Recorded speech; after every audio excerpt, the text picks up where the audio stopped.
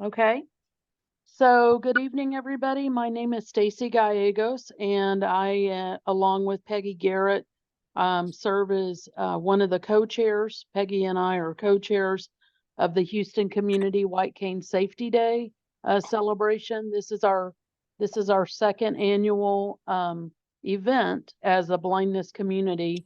Last year, leaders within the blindness community, each of um, many of our organizations came together and reorganized, and we now have the Houston Community White Cane Safety Day Planning Committee.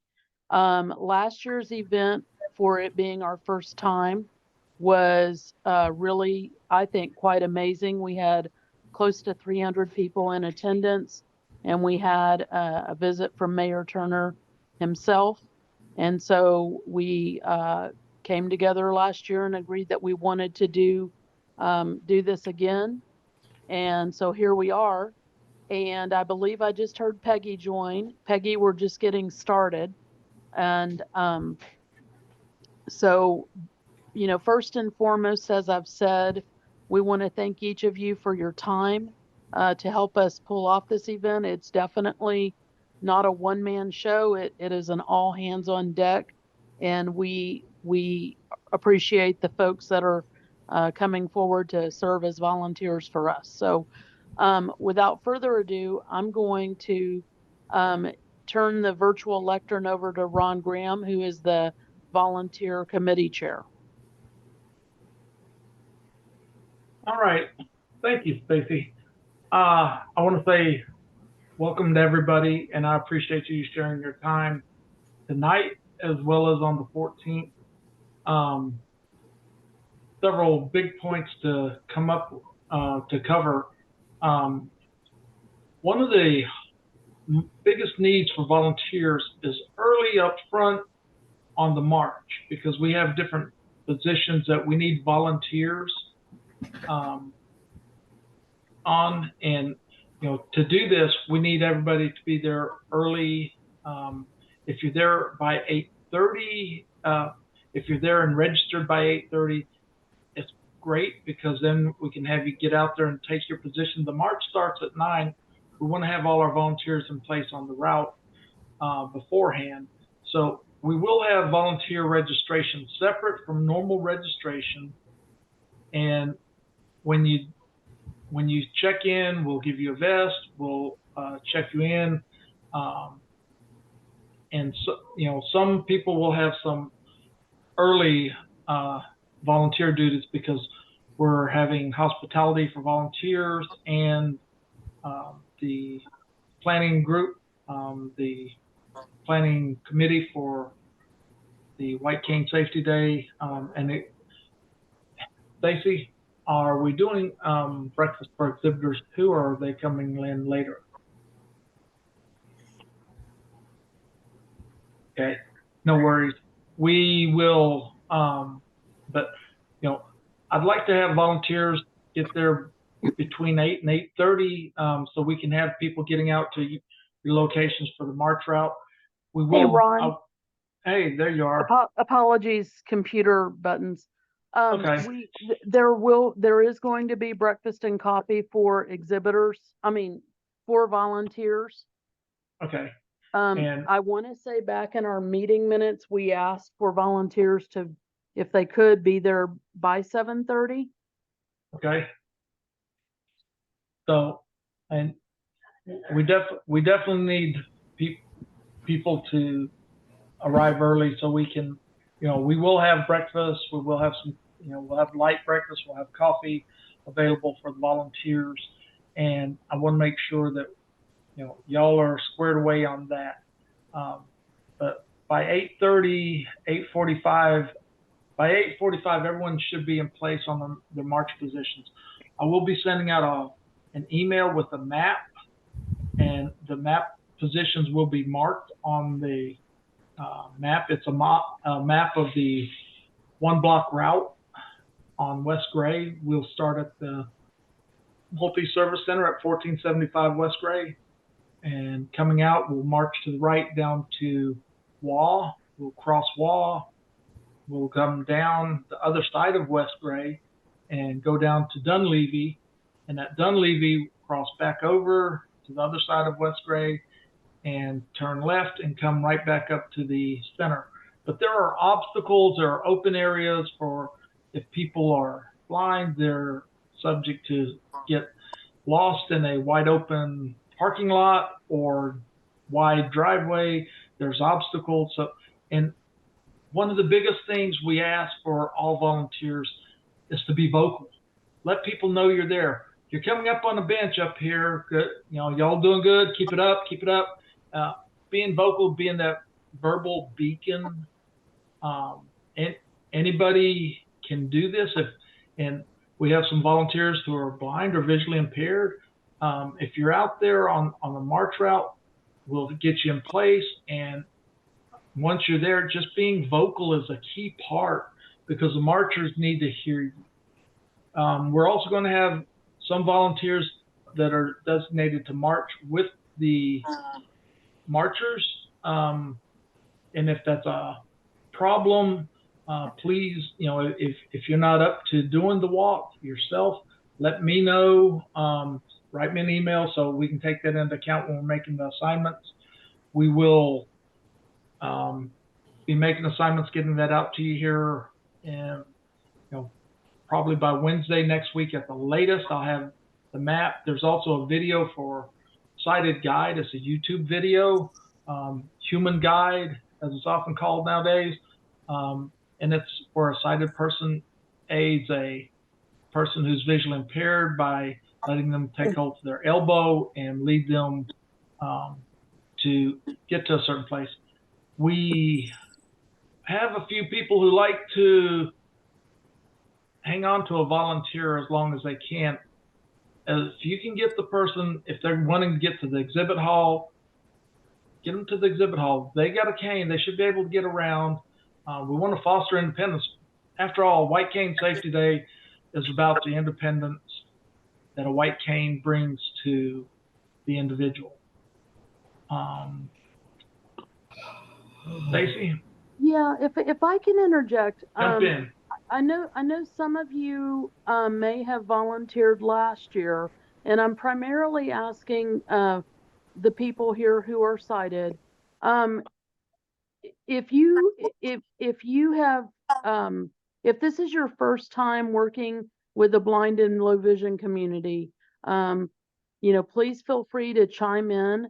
The reason we wanted to have this volunteer training this evening is to be able to answer questions and kind of discuss with you best practices for when you are interacting with somebody who is blind or visually impaired.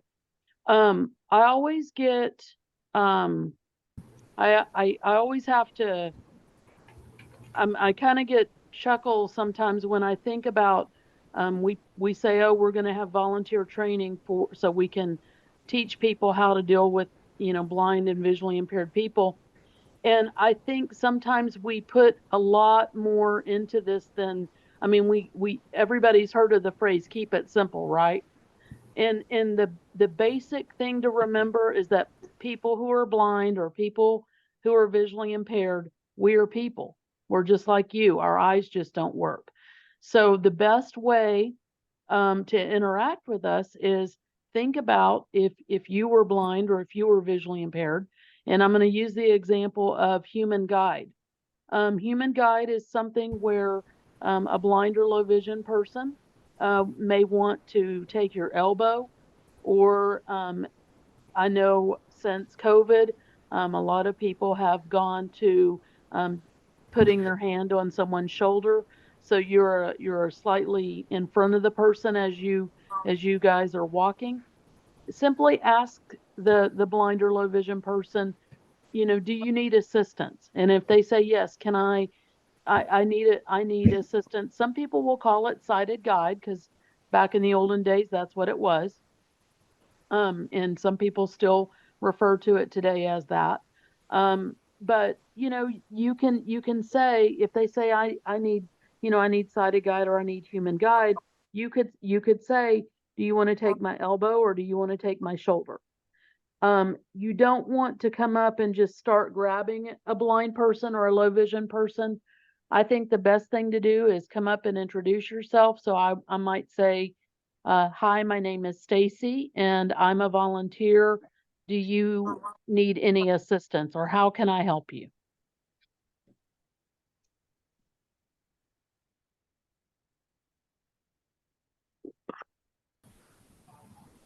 Right. Go ahead.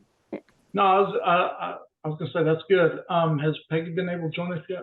I haven't seen her, but I think, did somebody have a question? And I'm totally blind. I should have mentioned that. So in this forum tonight, if you have a question, we welcome questions. Simply say your name and we'll yield the virtual floor to you and you can ask your question. This is Leicester. Yes. I've always tried to, I've always volunteered to help out with visually impaired because I'm visually impaired as well. Hold on, Leicester, I'm going to interject real fast. Somebody is unmuted, so if you could mute yourself, that'd be great. We're getting some background noise. Right now. You're blind, telling us how to behave with blind people. That's the person, or That's the person who's why talking. they're blind? They're not blind. That's just a PFP. Can you mute yourselves, please? Sorry, I think those who are not on mute, unless you're asking a question. All right.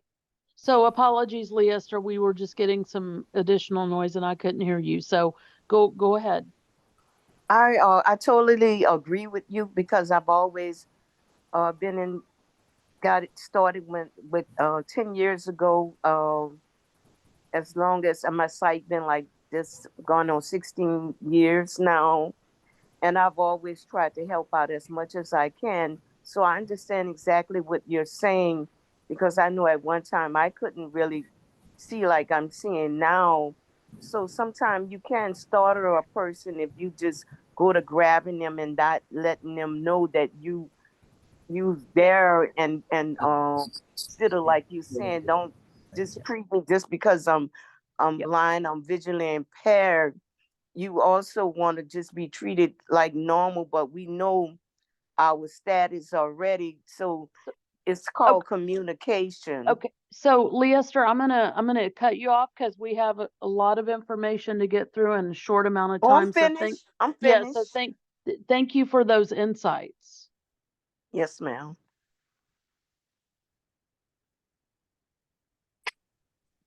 Hi, I have a question. This is Arvind here. Hi there. Hi. So, how long is this march going to be? I mean, So what's the duration?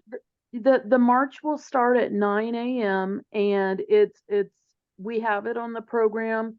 And Ron will once the program is finalized, it's pretty much there. That you guys will get a copy of that as well. But the march is scheduled from 9 to 9:45. And Ron, what would you say, or Mindy, what would you say? Isn't it like 2 blocks, literally? Yes, Yeah. it's literally 2 blocks. Yeah, because it's from one end of West Gray to the other. I mean, on that one block. So it's just the length of 2 blocks, and the time wise, how long it takes, people to walk 2 blocks. It may be 30 or 45 minutes. Some may walk slower, but I think by 9:45, most people should be back. And at the end, because we're going to have volunteers, I said we're going to have some walking with the marchers. We're going to have 2 at the end, trying to make sure no stragglers. We're going to have a couple in the middle, kind of giving vocal support, encouragement, and a couple at the front. So with that, when we have the marchers, the volunteers on the march at the back come past you, that's the end of the march. So we should be finishing up at that point. So if you have a secondary position, because last year we were shorthanded, we had people starting at one position and going to catch another position at the end of the march. So you may have been at the beginning of the march, and after the march passed you, you move down to another position at the end of the march. If everybody shows up, we have a good number of volunteers this year. We shouldn't have to double up like that. We've got a good number of volunteers. And so after the marchers come past you, you can come on back into the center, because there's other tasks to be done, especially helping guide. And also, when we serve lunch, one of the out of hand experiences last year was the line for getting the lunch. And we'll need a couple of volunteers that'll be just specifically keeping things orderly, just to keep people from, because you get a bunch of blind people together, canes, trying to get to the same place, it can get chaotic very fast. And it's just, okay, we've got a line going on here. And so if y'all would, line up along my voice here, this direction, it may be along the wall or wherever that's at, so giving good, clear directions is the key. So one of the things that is pretty useful and is used quite a bit in some organizations where blind people have go to conferences and things, they're called talking signs or marshals. And I think the it's actually caught on in the sighted world as well, because I have been to some places that have predominantly been attended by sighted people, and there were folks, standing or kind of giving verbal directions as where you might go. So some of you guys and ladies and gentlemen, people who are volunteering, you might be asked to serve as a marshal. So that's simply a talking sign. I spoke with the hospitality person, Talana Townsend.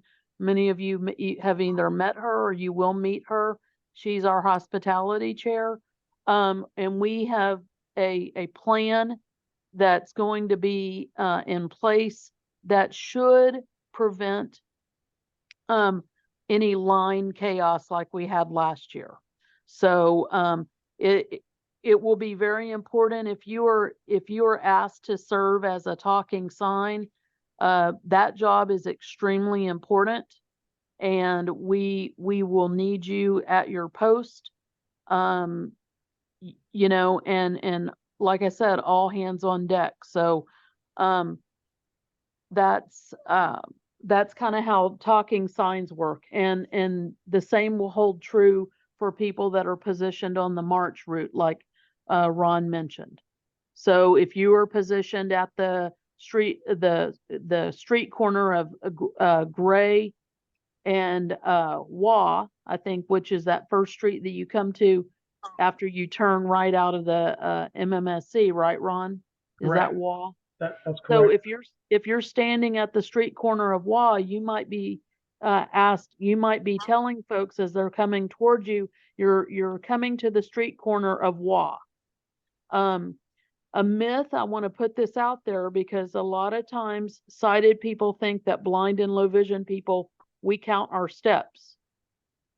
And so telling somebody, oh, it's about 5 more steps and then you're at the street corner, that might be 5 steps for them, but it could be 2 steps for, the person behind them, because we have people who are shorter, we have people who are taller.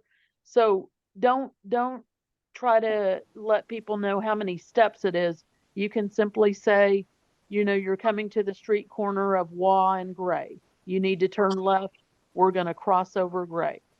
And I think Peggy joined us. Okay, good. If you're verbal, if you're vocal in saying you're coming up to the intersection of Gray and Waugh, when people hear your voice, they're going to use that as a beacon. I mean, I may not know exactly that you're 12 feet in front of me, but when I hear your voice, I have an idea where you're at. If you're facing me, I hear your voice coming to me, and I'm totally blind. So if I hear your voice coming to me, I know you're looking my direction, and I can get an estimate without counting steps, without measuring, just a rough estimate, and that's what I need. And if you keep talking, I know when I'm getting near you. And if you're on that corner, okay, you're approaching Gray and Wall where you will need to turn left. And if they're getting too close to you, okay, you're coming too far. Go ahead and turn left at this time. Man in the red shirt, or and I give them some identifier that they know you were talking directly to them, not, hey, blind guy. One Go ahead. One thing that I might suggest is that if you do see somebody veering or going to step off a curb, don't just grab them like we said earlier. Say, can I put my hand on your shoulder, or just be verbal. Communication goes a long way. Peggy, are you on? Because I see an iPhone. Is that you?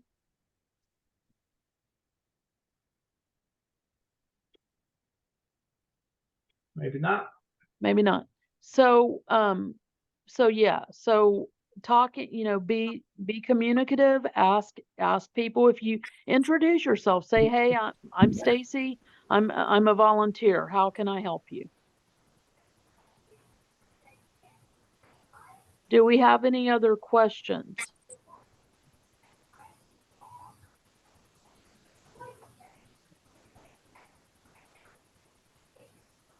And it is perfectly okay to ask questions. If you're wondering, today's probably a good day to do that.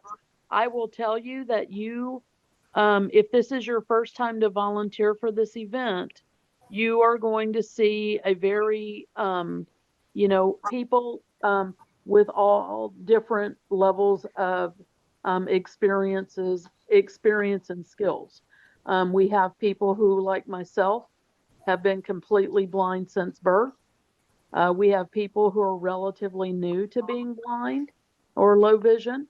We have some people who are low vision, but if it's a bright sunny day outside, they could be totally blind because being extremely sensitive to bright lights. So it's a very wide range of folks that you're going to interact with.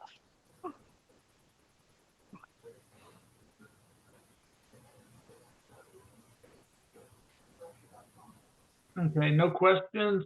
I want to say I've emailed all of you, and I had to correct a couple of emails from the registration, but I've fixed those because I knew your names from previous interactions, and I've got you correct because you got the email. And I want to say my phone number, my email are on there on the email. If you need to get in touch with me, before Saturday, feel free to do that. Text, call. I work in the afternoons. If I'm occupied, I will get back to you, just as I did Leicester this evening.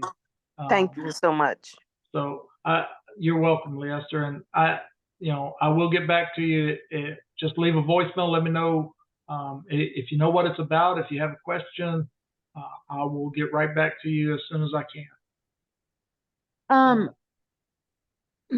So I know, I don't know if you mentioned, but there is one of the pieces of feedback that we took from last year's event, and I will also let you guys know that you also will receive a survey after the event, and we would very much like to get feedback from volunteers as well. We got some very helpful suggestions from last year's celebration that we've implemented into this year's event. And That's really why we're here tonight. The only way things can get better is if we know where we need to improve. So we really very much want feedback from you guys. One of the pieces besides this evening is we are having a separate check-in for volunteers. So when you come in on Saturday, you will check in at the volunteer table. By then, as Ron mentioned, you guys are going to get your volunteer assignments next week. And so if, for example, I am over registration, so when I know who my volunteers are and I get your contact information, I'm going to touch base with you before our event. That way, one, you know who I am, but also you know kind of what the expectations will be to assist with registration.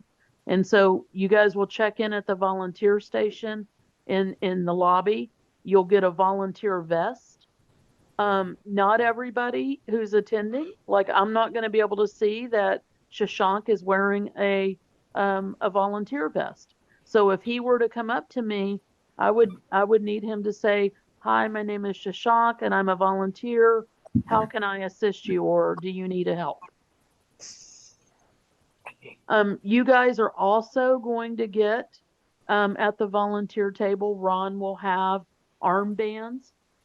We need everybody to get an armband. I know, Shashank, you and your group are not going to be there, are not going to eat lunch, but you are counted in for the breakfast and coffee.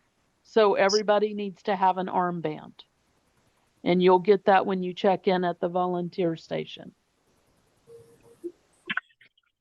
Hi, this is Aparna, Stacy and Ron. I had a quick question. There were some kind of guideline documents that kind of stated the do's and don'ts. I'm going to be sending that out this next week again. Same document. Okay, great. Thank you. And it includes the link to that video for the human guide, the sighted guide. So that will be coming out to all volunteers before Wednesday as well. So perfect. I'm just thank trying. you. You're very welcome, and thank you all for being here with us. And to all the volunteers, I want to say one thing: you rock. Thank you. We couldn't do this without you, and we want to make you make this work for us, so we want to make this work for you and make it the best that we can be here. So one thing that my husband is in the background, and he wanted to know if we were covering this, Ron, is sometimes we have volunteers and people show up and they've not asked for any special accommodations, and they think that they have the volunteer all to themselves for the whole time. And you guys, at least from my chair, and Ron will know, he knows his, he knows what is needed more than I do, and I probably need to go look back to see, but we don't have enough manpower to assign one volunteer per participant. If people need a personal guide, then we've asked them to bring that individual with them.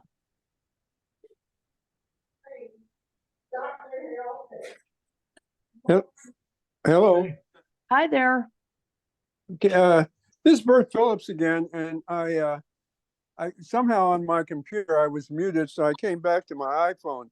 I was just wondering, can you just take a minute for those of us who have not been to a white cane ceremony, just a quick rundown from beginning to end of what it's going to be like the whole day?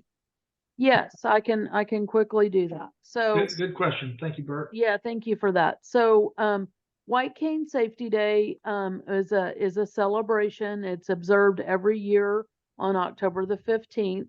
In 1964, President Johnson signed into law, or made that a national day of observance. And so it's a day that blind and visually impaired folks have celebrated for many, many years and decades.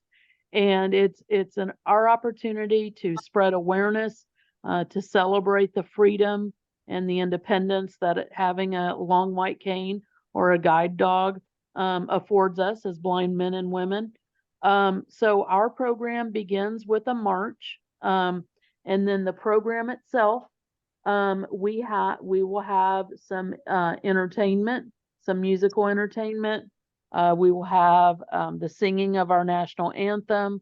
We have the presentation of colors from a local Boy Scout troop. We will have the reading of the history of White Cane Safety Day, and we will have a mayoral proclamation. That's kind of the culmination of our event. And then it's just an opportunity for blind and low vision folks, and even people that are just interested, not necessarily blind, coming together and just celebrating. All right, thank you. So, yep. Great question. And there will be a program, all of you will get by email as well, that will tell you, and you'll have this ahead of time if you want to look over the agenda to know when things are happening. Great. Go ahead. I'm sorry. No, I just said great. That was all. Okay. Yeah. One other thing I want to make mention of, just because we are going to make this announcement and you know, to attendees, is that, you know, COVID is not over. I don't know that it will ever be over. I mean, that's just the reality. We are not requiring masks. We will have masks on hand for folks that want to wear masks. We do have a number of people with underlying health conditions. So, you know, masks are available. You know, hand sanitizer will be everywhere. And if you need a mask, you know, they will be available. If for some reason you are not feeling well, you wake up Saturday morning and your throat is scratchy, you think it might be allergies, but you're not sure, please do us all a favor and take a rain check and let Ron know that you're not going to be able to attend. It doesn't mean that we won't ask you to come back next year. We want people to be safe, and we want you to feel good when you come out. So, you know, keep that in mind. One other thing I want to point out, just because I'm looking at some notes and I just want to make sure that you guys are aware of this. As I mentioned, we have people of all ages that will be at this event. We have people with all ability levels. We have some folks that have some underlying health conditions.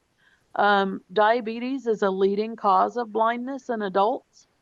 And if you, and this is actually something, now that I'm voicing this, I may I'm somebody that likes to be overly prepared than to be underprepared. So we will have granola bars and some small orange juices on hand. We may designate a couple of volunteers on the march route, Ron, who could have a bottle of orange juice and a granola bar in the event that one of the marchers might need that, because low blood sugar sometimes can sneak up on you without notice.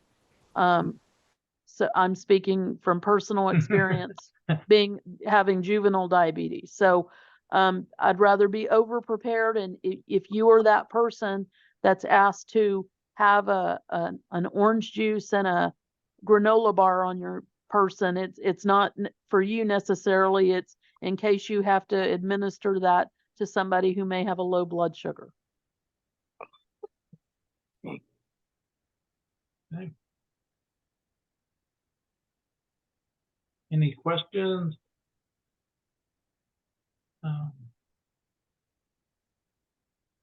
This is Linda. This is Linda Lewis. What time do you want the volunteers to be there? I know the time is from 9 to 1, correct? That's Yes. correct. But Yep. Okay. We're asking because we need volunteers in place ahead of time, and also to assist, you know, volunteer registration, you know, 7:30, you know, 8 o'clock at the latest. We'd like volunteers there. Okay. We'd like to get volunteers registered and set up. We've got breakfast and coffee for volunteers. Get you situated, because when we get the get on the route, the march route, we need the volunteers in place before we start out on the route, which will start off at 9 o'clock. So, Correct. Mhm. okay, Okay, thank you very much. thank you. One other thing, is that the event itself is from 9 to 1. But we are also, going to ask, we will need a few volunteers on hand to assist with cleanup. So if you are willing to able to stay till 2, that will be great. By default, all of the committee members, we are on the cleanup crew. But when you have, I can tell you from registration, we're purchasing lunches for 350 people because we had 305 people, 330 people. We have a lot of people who have responded and who are registered. And that does not count who we're going to have on the day of the event. Right, because So if we are taking walk-ins, Yeah. that haven't registered. So, yeah. So, speaking for registration, the registration table is going to open at 8 o'clock. So whoever my volunteers are, I'd like them there by 8 so we can get situated. A number of our participants, probably anybody who's blind or low vision and doesn't have a personal driver or a family member bringing them, will be traveling on MetroLift. So you guys may see a lot of minivans and short buses out in front delivering people. So you might be asked to, get people when you come in. Like I said, there'll be volunteer registration in the lobby. On the first part of the gym, the door, when you come into the automatic doors, there's a door that goes into the gym. That's the first part. That's going to be the exhibit hall.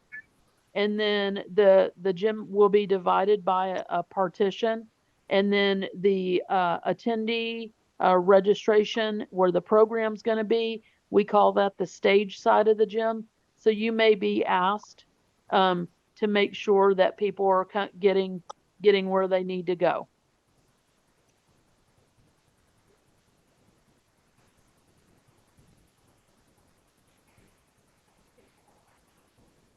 Hey, all right. Are there any other questions? I think it's covered. Well, again, I really want to say thank you so much for your time this evening, but most important, your time next Saturday. We really couldn't do the event without a good, solid group of volunteers, and we appreciate you guys. Okay. All right. And also, I want to say thank you for being here tonight. I know it's extra on top of what you committed to for the date, but thank you for being here tonight. And if you have any questions, feel free to get in touch. You've all got my email, you've got my phone number. Text me, call me, email. I'm here. And I look forward to seeing y'all all bright and early Saturday morning. Let's do this and have a great day with it.